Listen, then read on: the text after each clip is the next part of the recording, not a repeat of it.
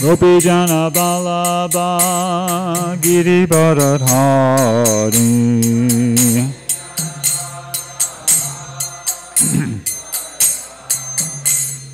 Gopijana Ballabha Giribharadhari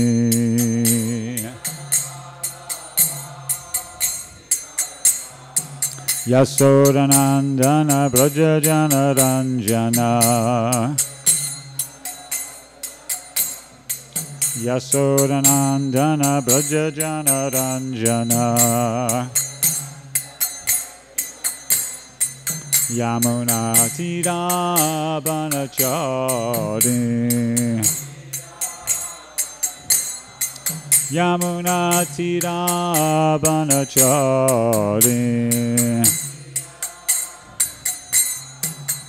Jaya Radha Madhava Kunja Bihari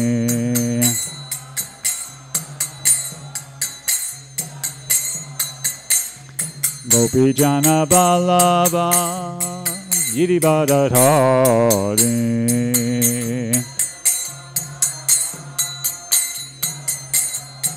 Yasodanandana Brajajana Ranjana Yamuna Tira Banachari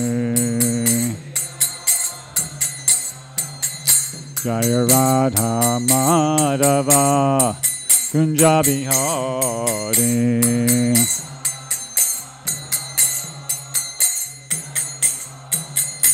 Jaya Radha Madhava Kunja Bihari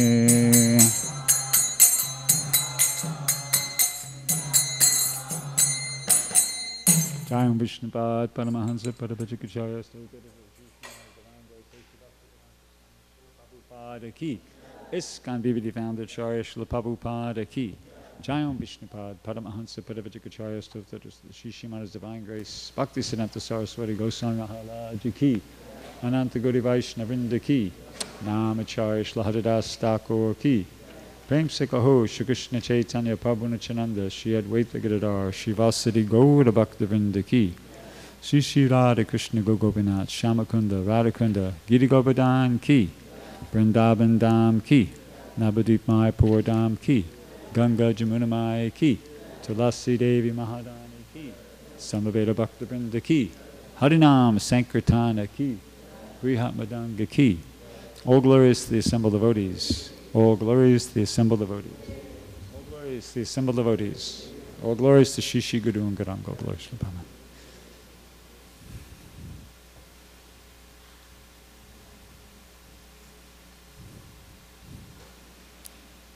Om Namo Bhagavate Vasudevaya.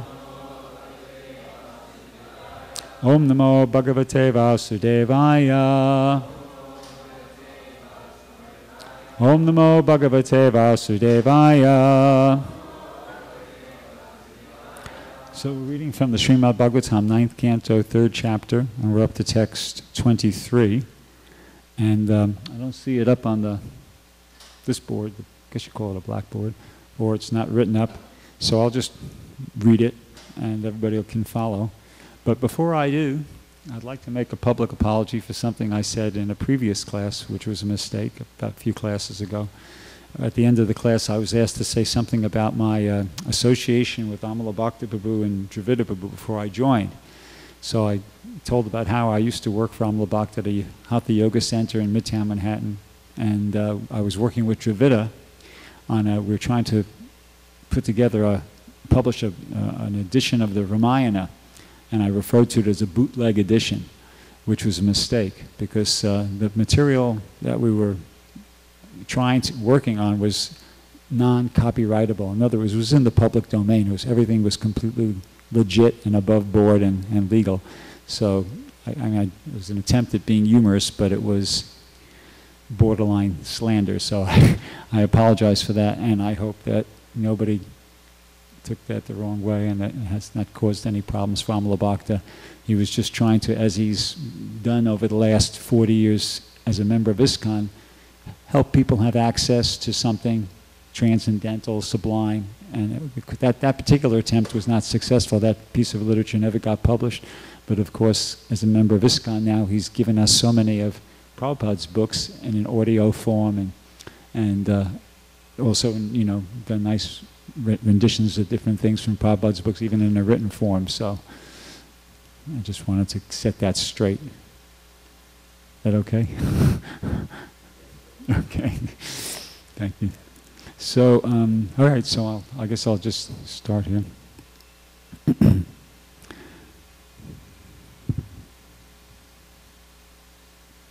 Sasamsa pitre tad sarvam Vayorupa bilambanam Vismita parama pritas Tanayam pari sasvaje.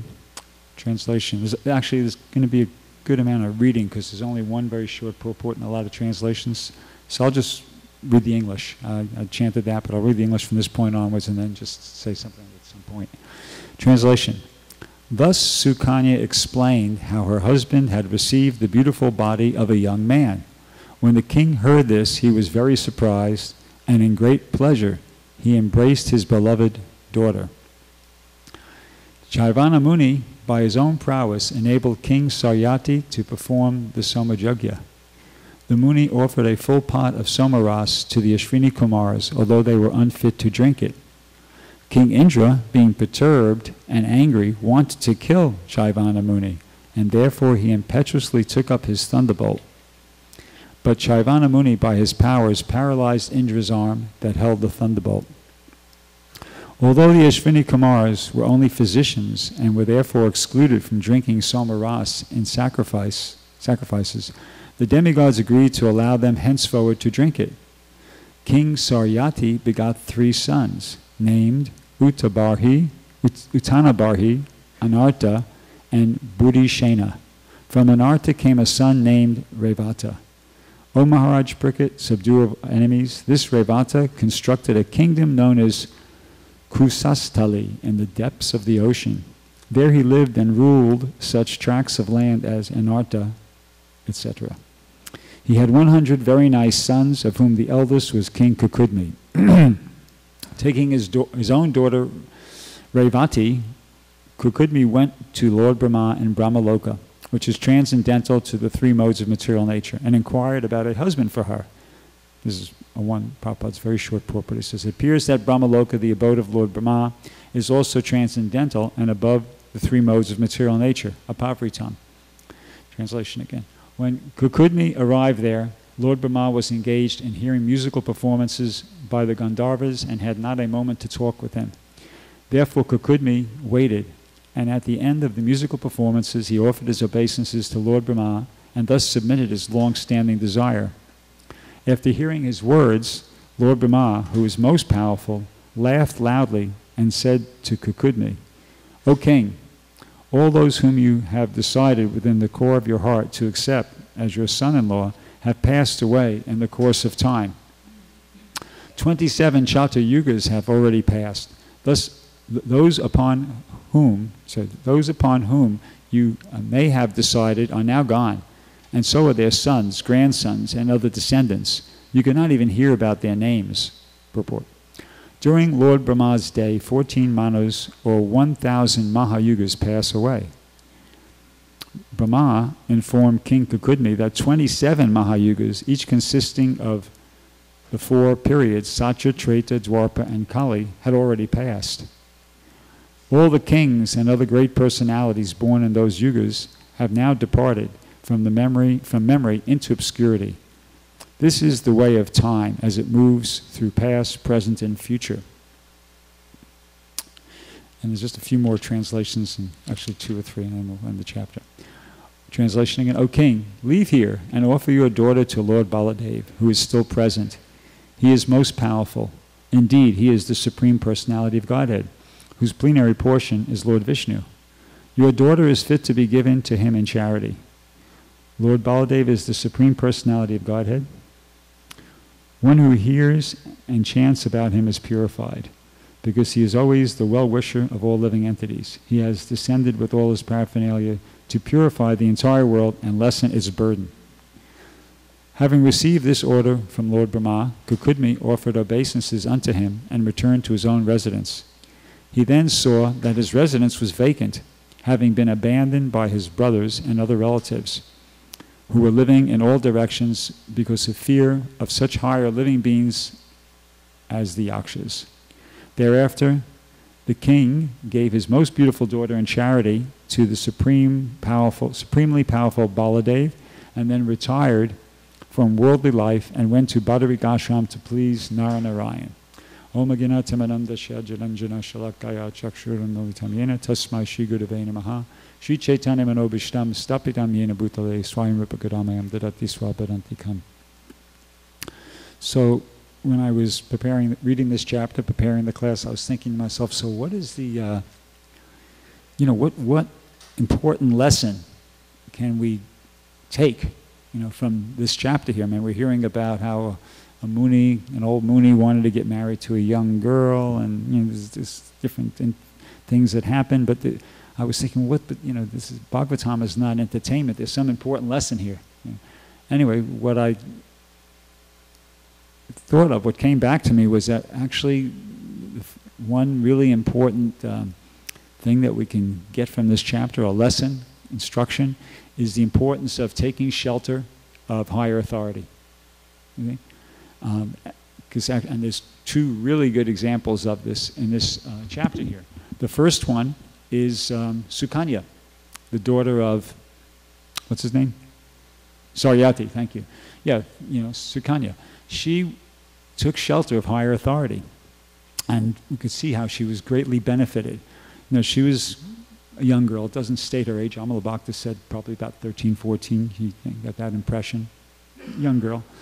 And so she obviously was trained up by her mother and her father in certain values. She understood the importance of obeying the father, obeying the mother. She learned from her parents the importance of serving the husband submissively and like that. And she took shelter of those instructions. That's what it means to take shelter of a higher authority, to receive the instructions and place your faith in those instructions and act upon them. And she did that. She did that. When she first of all, the first instance of that was her honesty. When her father asked, "What's going on here? Hey, why is it that all of a sudden that all the soldiers can't pass stool or urine? They're obstructed in passing."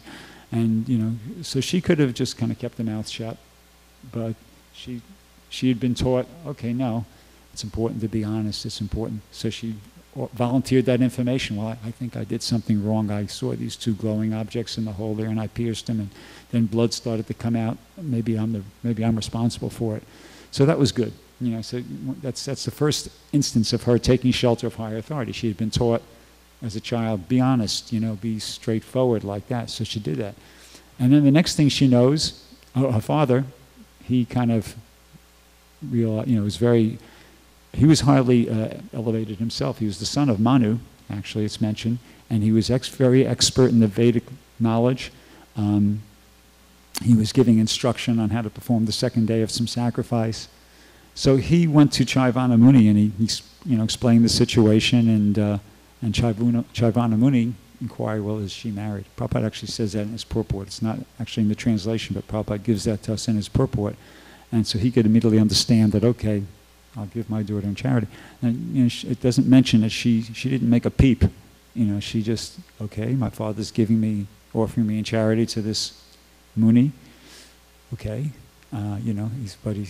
despite the fact that he was very old, and it's mentioned that he was, he was all wrinkled and his skin was sagging and like that. But she's okay. So what's the second thing? She took shelter of the higher authority. She was obedient to her father. And then it's also mentioned that when she was living with Chaivana Muni, it's mentioned that he was cranky. He was irritable. He had that irritable or cranky disposition. So that would have been a challenge too. But she served him. She did the right thing. Again, she didn't.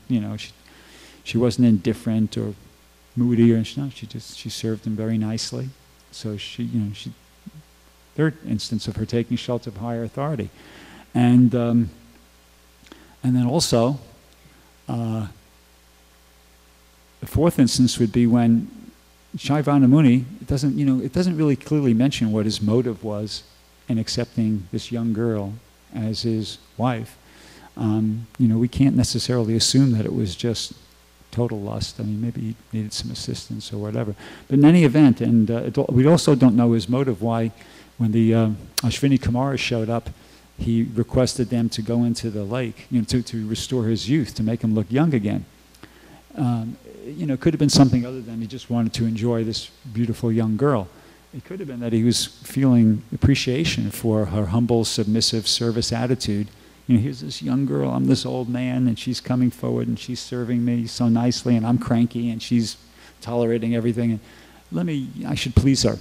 I'll do this. I'll get myself transformed into a young person so she doesn't feel, she could feel happy about, being married to me. So anyway, when he went into the lake and he came out, she couldn't, we all know the story, we heard it a half dozen different times now, but she couldn't distinguish who was her husband, who was Chaivana Muni. So she said, whichever of you, there's three of them that came, whichever you of the Ashvini Kumaras, please let me know which one of you is my husband. So once again, she took shelter of the higher authority. She didn't try to speculate, or she was just very humble and submissive, and she was told, and then she accepted that. And when her father came, and saw that she was with this young man, and he was very young and beautiful, and he accused her of doing something wrong, she didn't even have like a moment's anxiety. Because she was very clean. She was a very intelligent person, and she was obviously very pure-hearted, because it doesn't mention she had any anxiety at all. Matter of fact, she says she smiled. She was confident. She was totally confident. I've done the right thing. I have nothing to be worried about. I have nothing to feel guilty about. I have nothing to be worried about.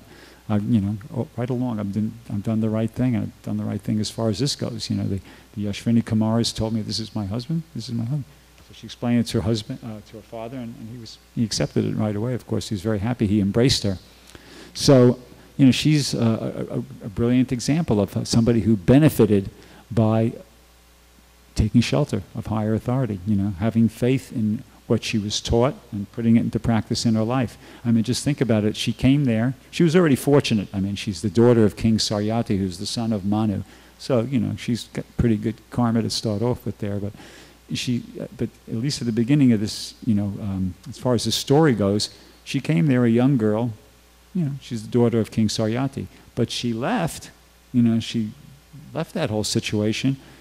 The wife of Chaivana Muni, the illustrious Chaivana Muni, the son of Bhrigu Muni, very powerful mystic yogi and sage.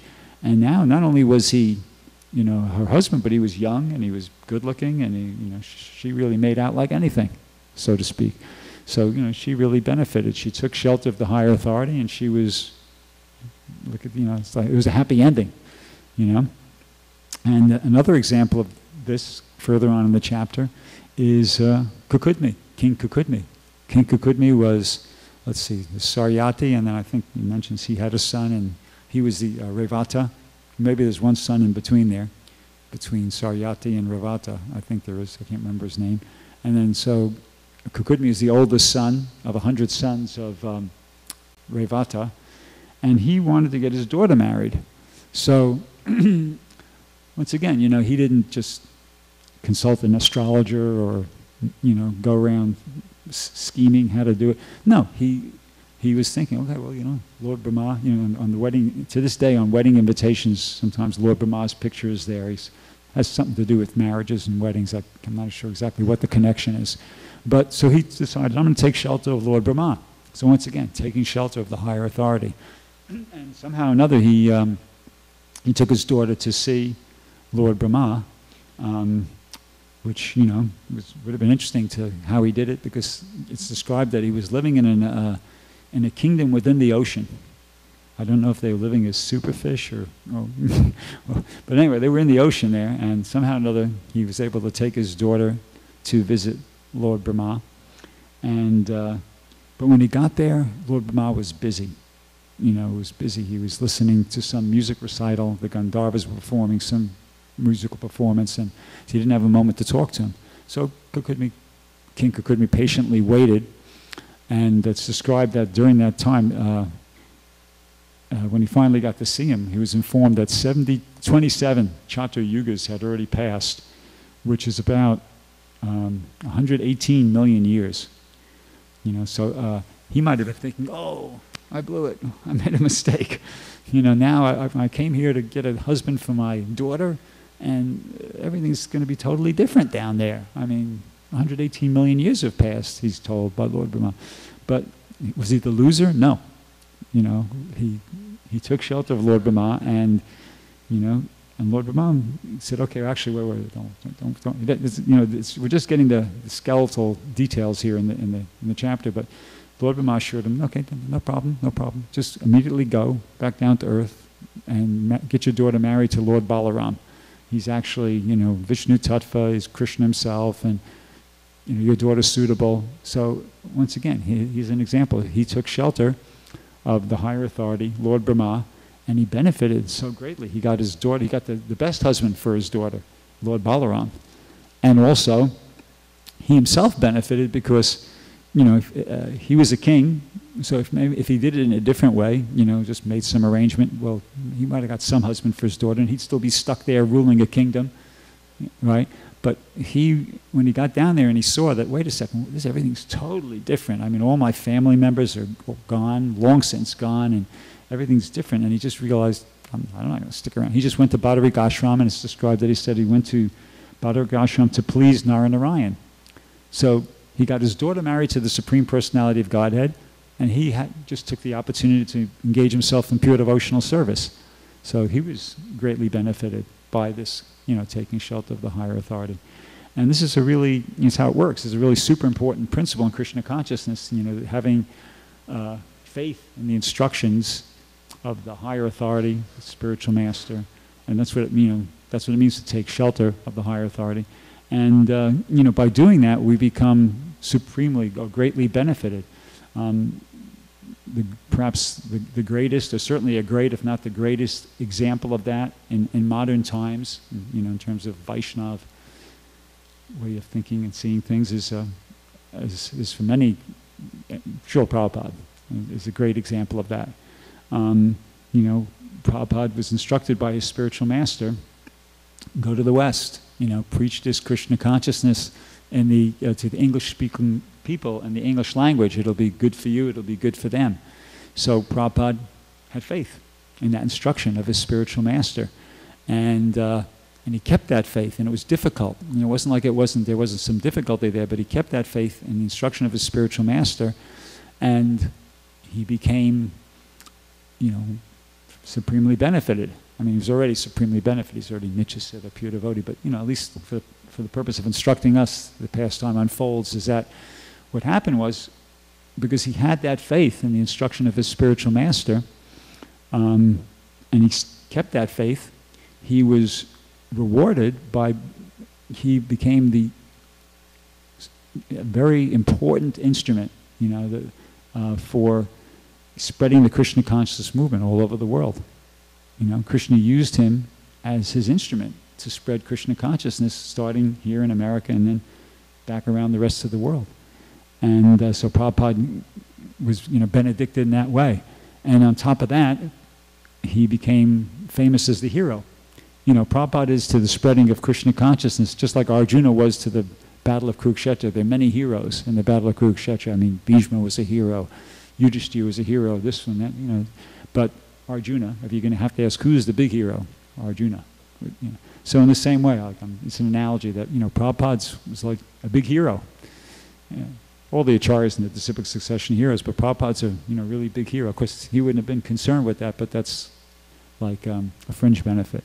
Big hero in the spreading of the Krishna conscious movement. But this is all coming out as a result of his faith in the instruction of his spiritual master. And Prabhupada expressed it himself, and I've kind of said it before, but I'll say it again in an excerpt he wrote in a letter to Sudama. in 1972, Prabhupada said, when I was alone in your New York, I was thinking, who will listen to me in this horrible, sinful place? Anyway, I'll stay a little bit longer. At least I can distribute a few of my books. That is something. See? So he's expressing, that, okay, wasn't looking very good, but anyway, he basically saying, I have faith. I have this instruction from my spiritual master, so let me persevere. And then he says, but Krishna was all along preparing something I could not see. He brought you young American boys and girls to me one by one for being trained up to do the message, spreading the message of Lord Chaitanya. He said, now I could see it as a miracle. He said, otherwise, in your city of New York, one old man with barely enough money for buying edibles, how could he survive? How could he even survive? What to speak of introducing a God-conscious movement for the benefit or for the saving of all mankind? He says, now I could see it is Krishna's miracle. You see? So that was the result. Prabhupada, for our benefit, that pastime is there. But it shows that that's the result of keeping the faith in the instruction of the spiritual master. He kept faith in the instruction of the spiritual master, despite all the difficulties and incurred in coming here and while being here. And look at the amazing result. So these things are there for our instruction. As once again, Prabhupada was already a pure devotee in Nityasiddha.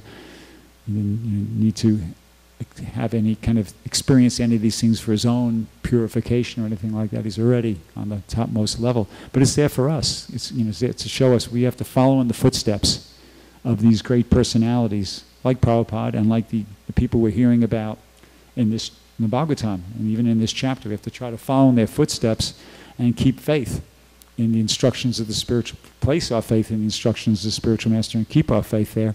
And then wonderful things will happen.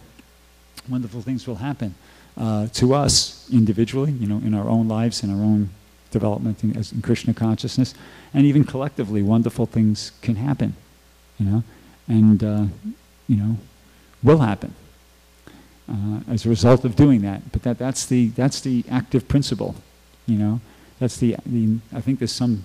The Chaitanya Charitamrita talks about the instruction of the spiritual master is the active principle in spiritual life. That's the active principle, that decision.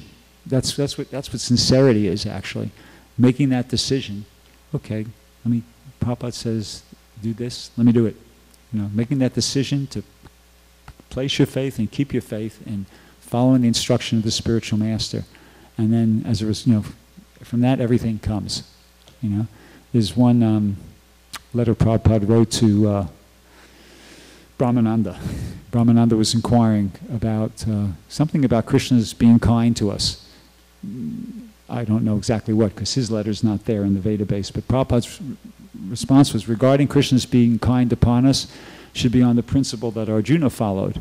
Arjuna was Krishna's, good friend, and but Prabhupada, can't remember it verbatim, but the gist of it says, but Krishna never told Arjuna, just sit down on the chariot, relax, chill out, I'll take care of everything. No, he wanted Arjuna to fight, that was the instruction. And Prabhupada says, so ordinarily we have to try our best to our best capacity to achieve something.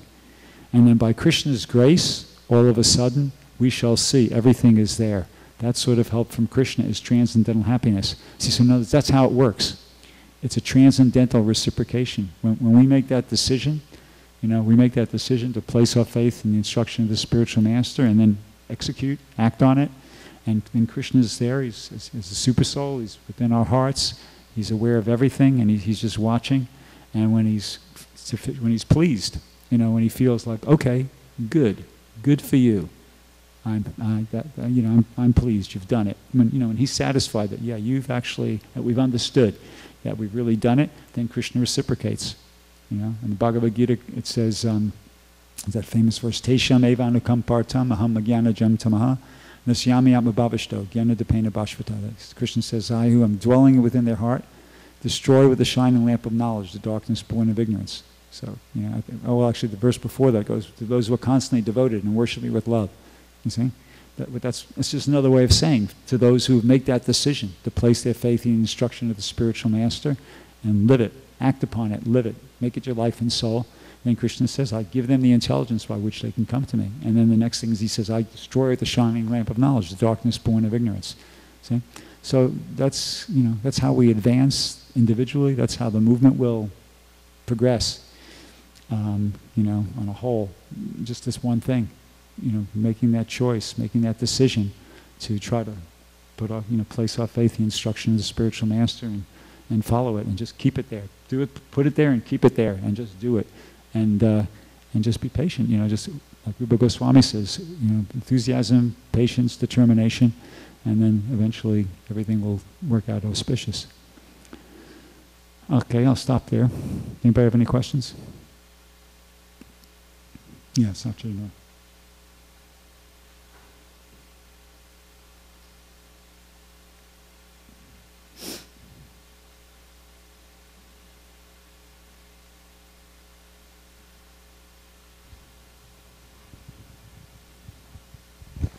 Thank you, Bhrgupati Prabhu. You start your class by mentioning authority. Everything is based on authority. So in the Vedic times, Aryan civilization in those times is easy for them. They're all familiar with dharmic actions, the dharma. So it's more easy, it's more accessible to them. Authority is in their, more or less, it's like a daily affair.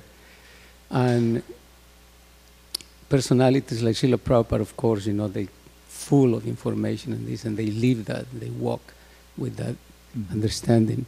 So now in Kali Yuga, as you know, Kalo Sudra Sambhava, nowadays people, they don't have any faith in authorities. Nobody wants to vote. And when the two candidates from whichever country you can name, they come on stage to play their, to propose their projects, they start bringing up all the dirty laundry, all the bad things of each other. So the public gets completely bewildered. Like in Mexico, I've seen sometimes, it's embarrassing. The highest, the top level authority there is being put down like every time. And it's 60 years ago, at least I remember, we used to honor, we were very happy and proud to know who's your president, or even here. So my question is that, can you name some of the good qualities of those leaders that can bring faith to the public in general outside, the people outside?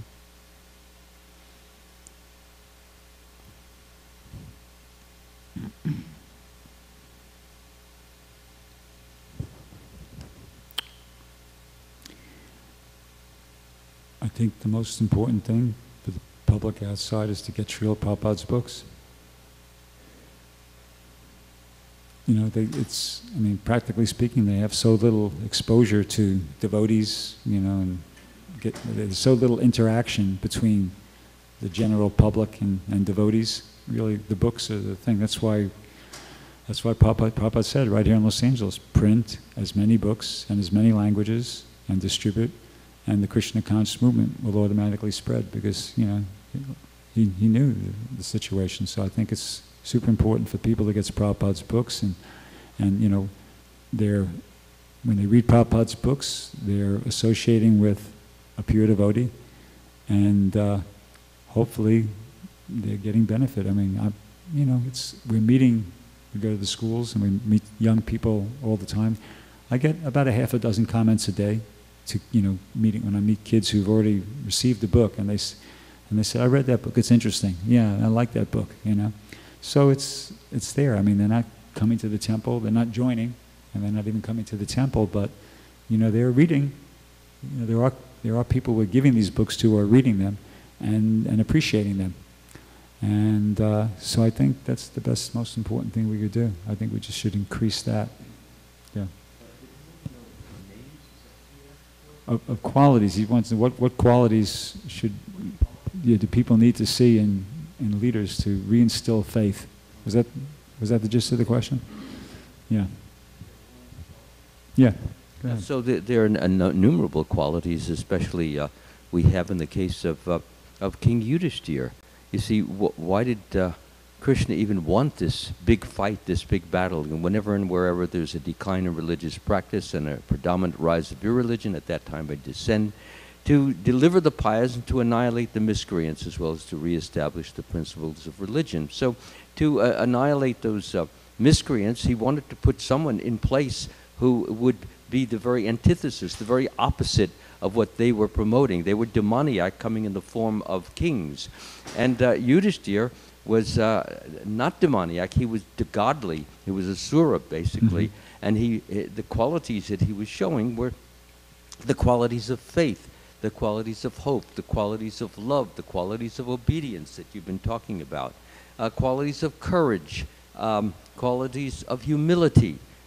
When he would see Krishna, although he was king and although he was older, he still offered his obeisances. Of course, Krishna seemed a little embarrassed by that, because the etiquette is that the older person is given the obeisances, and Krishna showed him complete respect, not expecting Yudhishthira to bow down to him. But Yudhishthira knew he was the Lord, so therefore he gave him that type of respect.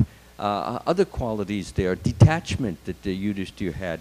He had discrimination. He could tell what should be done and what should not be done. And when one knows that, one detaches himself from those things which are evil, which are wrong, which promote bad society, and he attaches himself to those qualities that promote the society, that give, that make it blossom, that help people develop those virtues that I just mentioned a few moments ago. But the chief virtue that Yudhishthira was famous for is that he not only venerated and glorified and honored Krishna, but he encouraged that in his subjects. He set the perfect example. Whatever a great man does, common men follow. And whatever standards he sets by exemplary acts, the whole world follows that.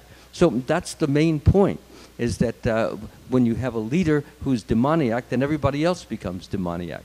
When you have a leader who is virtuous and who's God-realized and who is encouraging everyone else to be that way, then the whole society becomes enlightened. We have this in the case of Lord Ramachandra. It is mentioned in the Ramayana that as a result of the wonderful character of Lord Ramachandra and the following of his subjects, that there would be no earthquakes, there were no hurricanes, there were these what we call natural, which really unnatural, but they call them natural calamities, natural catastrophes. During the time of Lord Ramachandra, there were no such things, because of the fact everybody acted in complete sync with the higher knowledge, higher laws, and being completely in sync and wanting to please the king and wanting to please their father, wanting to please authorities, as you were mentioning. So when we get into that, and of course what we're trying to please them with is to try our best to obey those things which have been set down in Vedic culture, so that Vedic culture really spreads and doesn't contract and then disappear. Thank you. Excellent answer. One thing, last thing I wanted to throw in here, just so everybody didn't get the feeling that I'm kind of like suggesting that we're not already placing faith in the instruction of the spiritual master and taking shelter. Actually, we are. And I heard something interesting from Bhrgupati Prabhu. He rarely gives class, so I'll mention it. That all the members of the TOVP team came forward unsolicited. They approached him and complimented him on how enthusiastic and how really what a nice spiritual atmosphere they felt they existed here. Correct? Ambarish, Radha Jivan, all the different members individually came up to him and said, wow, it's really fired up here. Because they were watching everybody chanting and dancing in the kirtans, and they saw good attendance to the programs, and they were favorably impressed. They liked what they experienced here. So, we're doing something right. If I gave the impression that, we're all, no, we're worthless, we're doing a lot right, and just have to keep doing it, 5 seconds before Krishna lifted Govardhan Hill, it was right there on the ground. In other words, Krishna's, could do anything, and we just have to keep faith and Prabhupada's instructions and all the things that predicted that would happen, the wonderful way the Krishna conscious movement will spread and everything like that. That could happen. I mean, we're on target. We just have to keep up with what we're doing. Anybody else? Prabhu? His hands up. Microphone.